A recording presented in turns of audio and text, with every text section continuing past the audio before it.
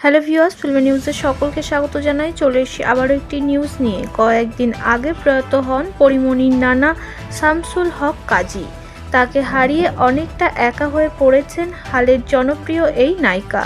এরই মধ্যে নিজেকে সামলে স্বাভাবিক জীবনে ফেরার চেষ্টা করছেন তিনি। অভিনয় আর একমাত্র সন্তান রাজ্যকে নিয়েই তার জীবন। সম্প্রতি একটি প্রতিষ্ঠানের শুভেচ্ছাদূত হয়েছে পরীমনি। কাজ করছেন প্রতিষ্ঠাটির বিজ্ঞাপনেও। এবার আসন্ন ভালোবাসা দিবসে বিশেষ চমক দিয়ে হাজির হচ্ছেন এই চিত্রনায়িকা।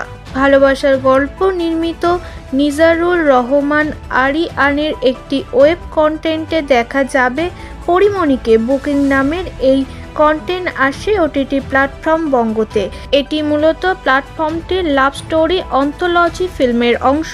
কয়েকটি প্রেমময় গল্প উঠে আসে এতে। বুকিংয়ে প্রথমবার ABM সুমনের সঙ্গে জুটি বাঁধছেন পরীমনি। কাজটি নিয়ে নায়িকার ভাষ্য, এটি হতে যাচ্ছে আসন্ন ভালোবাসা দিবসের বিশেষ আকর্ষণ।